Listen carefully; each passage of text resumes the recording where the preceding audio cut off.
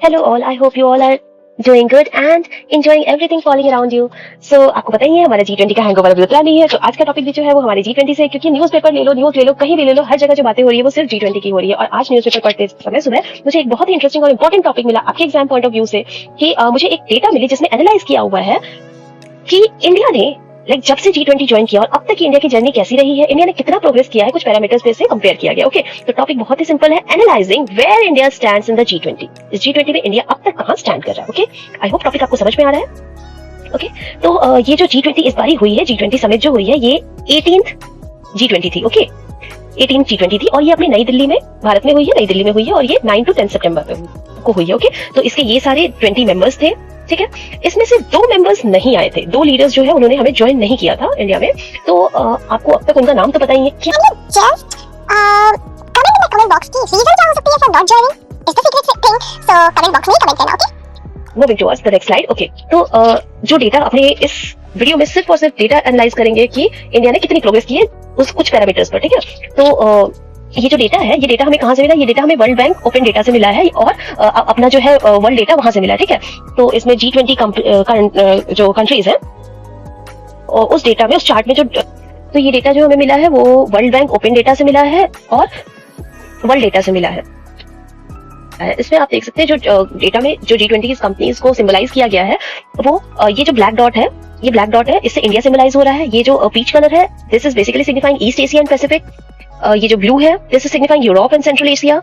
Red is signifying जो symbolize कर रहा है अपने, मतलब आगे नेक्स्ट स्लाइड में, ये सारे स्लाइड्स में, जो नेक्स्ट स्लाइड्स में ये ब्लैक ब्लू ये सारे हैं, तो ये किस कंट्री को सिंबलाइज कर रहा है, मैं ये भी इस स्लाइड में आपको बता रही हूँ। ओके, तो हमने डिस्कस किया कि जो रेड डॉट है ये लैटिन अमेरिका एंड कैरेबियन को रिप्रेजेंट करेगा। Then this sky blue will be representing North America. This dark grey will be representing Sub-Saharan and Africa, and this light grey Saudi Arabia. Okay, ठीक है।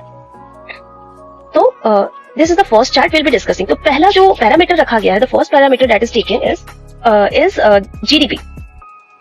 तो पहला जो parameter on the basis of GDP per capita, इस chart में हम देखेंगे कि इंडिया ने 1970 में इंडिया की क्या पोजीशन थी और 2022 में इंडिया ने कितना प्रोग्रेस किया है। इन इयर्स में इंडिया ने कितना प्रोग्रेस किया है। Okay, in comparison to all the countries that are part of G20। Okay, एक चीज का आप ध्यान रखें कि GDP पर कैपिटा इनकम का कंपेयर करते टाइम जो हमें डेटा नहीं मिला वो रसिया का डेटा है, इसलिए इसमें जो जितने कंट्रीज रहेंगे for the comparison will be 19 countries. Okay, जिसमें कि 18 कंट्रीज प्लस EU है। ओके, ठीक है।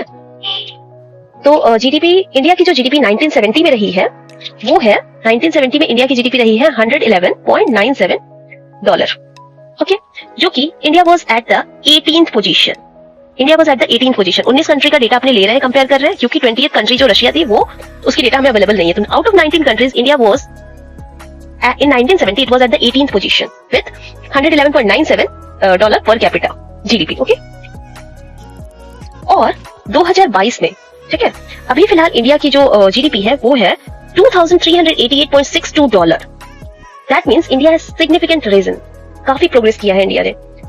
Despite this it is at the last position, again at the last position. Okay,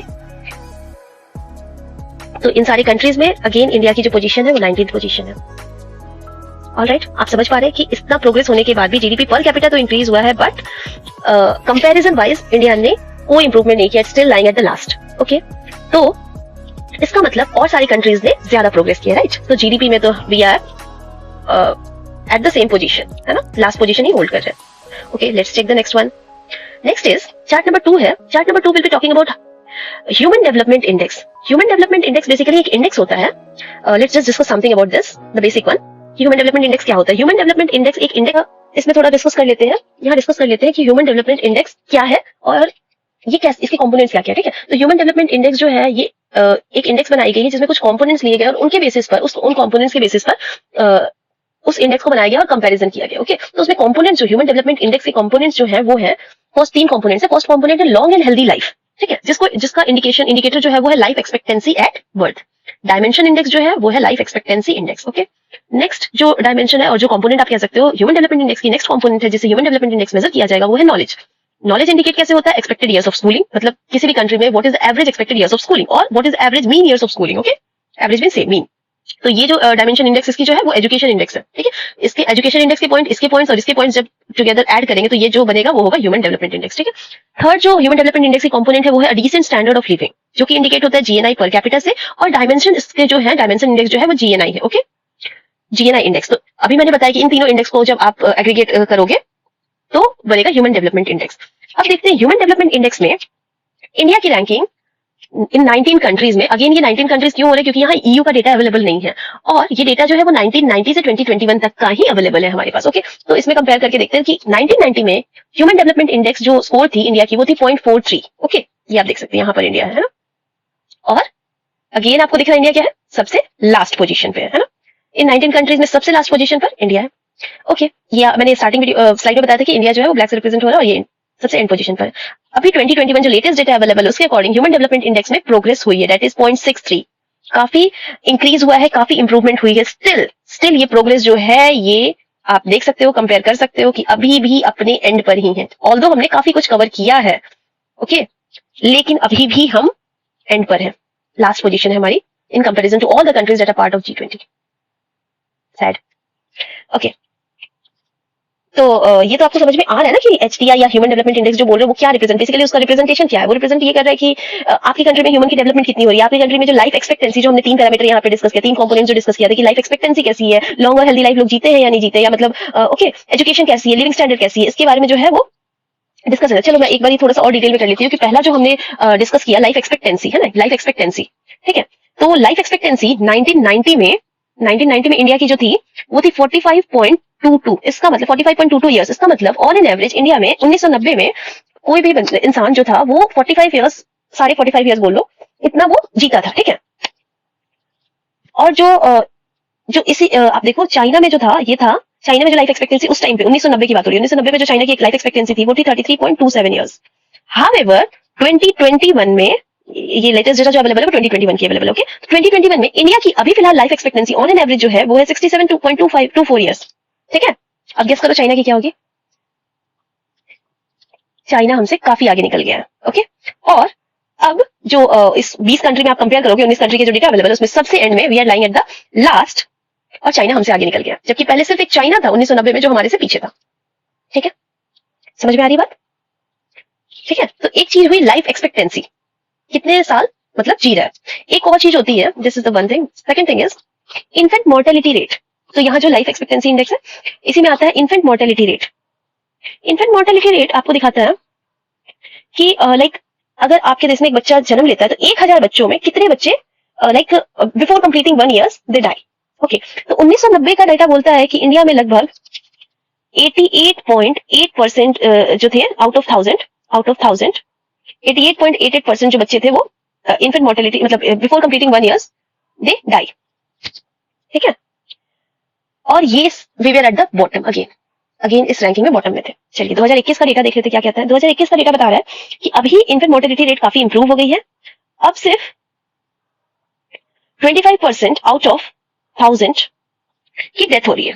पहले लगभग 88% बच्चे जो है वो with in before completing 1 year वो मतलब सर्वाइव नहीं कर पाते थे। अब जो है वो सिर्फ 25%। स्टिल इंडिया जो है वो 20 कंट्री के रैंक में 20 का out of 20 it is at the 19th position. कौन सा कंट्री इसके पीछे भाई? इसके पीछे सिर्फ और सिर्फ एक कंट्री है जो कि है साउथ अफ्रीका, ओके, जिसकी की लाइफ एक्सपेक्ट जिसकी की इन्फेंट मोर्टेलिटी रेट जो है वो है 26.4 यस 26.4 ओके परसेंट। तो सिर्फ साउथ अफ्रीका है जो हमारे से पीछे इन्फेंट मोर्टेलिटी में अभी भी, बाकी सब हमसे आगे, ओके। बात समझ में आ रही है? तो दिस वे इस तरह से इन सारे को ऐड करके एचडीआई निकला है, जिसमें हमने देखा कि 1990 में एचडीआई जो थी वो हम बॉटम में तो थे ही, विद दिस अब इंक्रीज प्रोग्रेस तो हुई है हमारी, बट अगेन हम फिर भी बॉटम में है, ठीक है, ओके। अच्छा इसमें एक और चीज आपको देखना, हाँ okay, in the third side तीसरा चार्ट देखिए। तीसरा चार्ट जो है वो दिखा रहा है एलएफपीआर का मतलब है labour force participation rate, okay. इसका मतलब कि आपकी कंट्री में कितने लेबर फोर्स हैं, ओके। तो 20 रीजन्स का कंपैरिजन बताया गया है 1990 से 2021-22 के डेटा में। तो लेबर फोर्स पार्टिसिपेशन रेट में बेसिकली लिया जो जाता है वो अबव 15 इयर्स लिया जाता है, ठीक है। तो मतलब ये है कि अबव 15 इयर्स जितने सिटीजन्स आपके जितने सिटीजन्स आपकी कंट्री में है उसमें कितने लोग हैं जो 15 साल से ज्यादा है और वो काम कर रहे हैं, ठीक है, वो एम्प्लॉयड है, ओके, तो ये जो आपका आया था डेटा 1990 का जो डेटा है उसमें इंडिया इस पोजीशन पर है और लेबर फोर्स पार्टिसिपेशन उस समय 54.2% थी, ठीक है। और इसके साथ ही इंडिया किस पोजीशन पर, 18th पोजीशन पर था। 1990 में इंडिया 18th पोजीशन पे था विद 54.2%, इसका मतलब 54.2% लेबर फोर्स पार्टिसिपेशन था इंडिया में, ओके, ठीक है। जस्ट हमारे पीछे कौन है, इटली और सऊदी अरेबिया, और कोई नहीं, ठीक है। इटली का लगभग 49.7% है लेबर फोर्स पार्टिसिपेशन और सऊदी अरेबिया का 53.3 है, ठीक है। अच्छा, next let's talk about now कि अब कितना हमने प्रोग्रेस किया है। तो 21-22 में आप देख लीजिए हमने प्रोग्रेस किया है या हमारी डिमोशन हुई है। तो अभी फिलहाल हमारे इंडिया का जो लेबर फोर्स पार्टिसिपेशन है वो है 49.5% और इसके साथ हम आ गए हैं 19th पोजीशन पर, ठीक है। इंडिया का इटली जो है हमारे से थोड़ा सा पीछे है 49.4, ओके, 0.1% का डिफरेंस है, बाकी हम सबसे पीछे हैं, ठीक है। इसमें भी अगेन आप देख सकते हैं 19 पोजीशन पे है, कितना ही हमने प्रोग्रेस किया 1990 से 21 तक में, ओके। नेक्स्ट चार्ट जो है वो बात करता है औरतों का, महिलाओं का पार्टिसिपेशन पार्लियामेंट में कितना है, ठीक है। अगेन इसमें 19 रीजन के बारे में बात होगी, इसमें 18 कंट्री प्लस एक EU है ना। ये थोड़ा सा ये प्रिंटिंग मिस्टेक हो गया, आप इसको सही कर लेंगे। ये है 1998 और ये है 2022, ठीक है। ये प्रिंटिंग मिस्टेक है, करेक्ट कर लेंगे। तो 1998 में इंडिया में 8.1% जो इंडियन पार्लियामेंट में था ना उसमें वुमेन्स की पार्टिसिपेशन 8.1% थी। ये जो है this is nothing but 8.1% India की 8.1% महिलाएं जो इंडिया की थी वो वुमेन जो है वो पार्लियामेंट में थी, पार्लियामेंट में रिप्रेजेंट कर रही थी, वुमेन्स रिप्रेजेंटेशन पार्लियामेंट में जो था वो। तो इसके साथ हम जो रैंक थी हमारी वो थी 19, 18, 17, 16, 15th रैंक थी हमारी, ठीक है। वेल चलिए 19 कंट्री में हम 15वें रैंक, मतलब मुझे लगता है वुमेन पार्टिसिपेशन। 2022 की बात देखिए, सिर्फ और सिर्फ एक जापान है जो हमारे से पीछे है, जिसमें कि जापान की जो वुमेन्स पार्टिसिपेशन है उनके पार्लियामेंट में वो है 9.9% आज की डेट में। और इंडिया की जो है वो अभी फिलहाल तो परसेंटेज इंक्रीज हो गई है, जैसे परसेंटेज हो गई 14.9%, बट रैंकिंग लास्ट सेकंड हो गई है, मतलब ये हो गई है 18th, हम ड्रॉप कर गए हैं। रीजन क्या है ड्रॉप करने का, और सारी कंट्रीज ने इस कम टाइम में काफी अच्छा प्रोग्रेस किया, मतलब इन कंपैरिजन टू दीज G20 हम बात कर रहे हैं तो काफी अच्छा प्रोग्रेस, हमने भी प्रोग्रेस किया है, नो डाउट, हमने भी काफी एफर्ट्स लगाए हैं, काफी प्रोग्रेस किया है, but the progress in comparison is very slow, ठीक है। बात को समझ पा रहे हैं, ठीक है, ओके। तो थोड़ा और एक और मैं आपको चार्ट जो थे वो अपने इस पर डेटा में अवेलेबल थे जो कि न्यूज़पेपर में आए थे। एक और चार्ट मैं बताती हूँ इन्वायरमेंटल प्रोग्रेस की, ठीक है। इसमें इस चार्ट में तो अवेलेबल नहीं है वो डेटा, बट मैं आपको अलग से बता देती हूँ। तो इसको अपने ले लेते हैं टॉपिक नंबर 5 और चार्ट नंबर 5, ठीक है। चार्ट 5 जहां आपने बात करें इन्वायरमेंटल प्रोग्रेस की, क्योंकि पिछले 2-4 सालों में आपने देखा है कि इंडिया ने काफी ज्यादा स्टेप्स लिया है, जो मैं भी आपके साथ शेयर करी। तो इन्वायरमेंटल प्रोग्रेस में 1990 में जो कार्बन एमिशंस थी वो इंडिया की जो थी वो सबसे लोएस्ट थी, मतलब India was at the 20th position, ठीक है। 1990 में कार्बन एमिशंस में India was at the last position, emissions में, है ना, India was at the last position. But 2020 में 2020 में इंडिया ने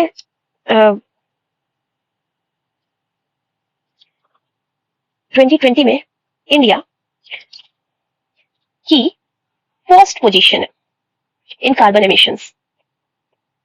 इसका मतलब सबसे ज्यादा हमने काम किया है in comparison to all the countries, carbon emission सबसे ज्यादा जो रिड्यूस किया है वो हमने किया है, ओके। सबसे ज्यादा मतलब लाइक इसको कि कार्बन एमिशन जो थी वो 1990 में हम सबसे एंड पोजीशन पर थे, 20th पोजीशन पर थे। 2020 में हमने सबसे लोएस्ट हम फर्स्ट पोजीशन पे हैं, हमने सबसे लोएस्ट मतलब हम सबसे लोएस्ट एमिटर रहे हैं, ठीक है, लोएस्ट एमिटर। एक और चीज आप जान सकते हैं इन्वायरमेंटल प्रोग्रेस जैसे हमने पढ़ा वैसे ही है, रिन्यूएबल एनर्जी में हमारा कितना स्टेप रहा है, रिन्यूएबल एनर्जी एडॉप्शन, ओके। तो ये डेटा जो अवेलेबल है ये 1990 की अगेन अवेलेबल है। तो 1990 में इंडिया की जो पोजीशन थी, इंडिया की क्या पोजीशन में बोलो, सिर्फ मैक्सिको और यूएस एंड मैक्सिको को छोड़ के बाकी सारे कंट्रीज जो थे G20 के, उनके मोस्ट ऑफ द जो इलेक्ट्रिसिटी वो हो रहे थे वो नॉन रिन्यूएबल एनर्जी से वो ले रहे थे, ओके। तो 2% से भी कम इलेक्ट्रिसिटी जो वो है वो रिन्यूएबल एनर्जी से यूज कर रहे थे, ओके। तो इंडिया की जो पोजीशन आप जानो कि जो 2015 में हुई है इंडिया की पोजीशन वो थी कि लगभग 5.36% इंडिया ने, जो कि लेस देन मैक्सिको ऐसे थे जो कि रिन्यूएबल एनर्जी को काम में ले रहे थे इलेक्ट्रिसिटी के लिए। अदरवाइज देन सारे G20 के कंट्रीज जो थे इंक्लूडिंग इंडिया वो इलेक्ट्रिसिटी नॉन रिन्यूएबल सोर्सेज से ले रहे थे और रिन्यूएबल सोर्स वो मैक्सिमम 2% यूज कर रहे थे, 2% से भी कम, ठीक है। हाउएवर हमने काफी काम किया, काफी कुछ हमने लगाया है, काफी सारे सोलर एनर्जी को यूज करके हम 2015 में लगभग 5.36% जो हमारी एनर्जी वो आने लगी, वो रिन्यूएबल एनर्जी आने लगी, हम इलेक्ट्रिसिटी रिन्यूएबल एनर्जी से जनरेट करें, ठीक है, करने लगे हैं, ओके। और फिलहाल जो इंडिया की रैंकिंग है वो 13 है आउट ऑफ 20। ठीक है, तो इसमें भी हमने काफी काम किया और काफी प्रोग्रेस किया है। ठीक है, तो वी कैन नॉट से कि काम नहीं हो रहा है, काम हो रहा है एक्चुअली, बट थोड़ी और चिंतन करने की जरूरत है, थोड़े और स्ट्रेटेजीज बनाने की जरूरत है, थोड़े और बट और so with this I and up this the video. I hope आप लोगों को अच्छा लगा। ये बहुत ही सिंपल और बहुत ही क्रिस्प एनालिसिस थी कि G20 में हमने अब तक किया क्या है, how far we have reached in comparison to all our friend leaders. Okay, जो है नेक्स्ट प्रेसिडेंसी जो है इस बारी इंडिया ने ब्राजील को दी है। So very congratulation to Brazil, the president is Lula. तो लूला जी को बहुत ही कांग्रेचुलेशन, बहुत ही बधाई कि वो अब इस चीज को हैंडल करेंगे, नेक्स्ट प्रेसिडेंसी जो उनके पास है। With this I and up the video. लेकिन अगर आपसे पूछना चाहती हूँ कि अगर आपको ये जानना है कि कोई भी कंट्री को G20 की प्रेसिडेंसी कैसे मिलती है, अगर आपको जानना है तो एटलीस्ट मेरे कमेंट बॉक्स में 5 कमेंट्स होने चाहिए, तो मैं इस पर नेक्स्ट वीडियो बनाऊंगी कि किसी भी कंट्री को G20 की प्रेसिडेंसी कैसे मिलती है। Okay, so thank you so much for your patience hearing and I hope at least you get some idea and some knowledge about our progress in G20. Okay, so thank you so much. Please, if you like the video, you can just hit the like button and share and subscribe. Okay, thank you so much. Enjoy.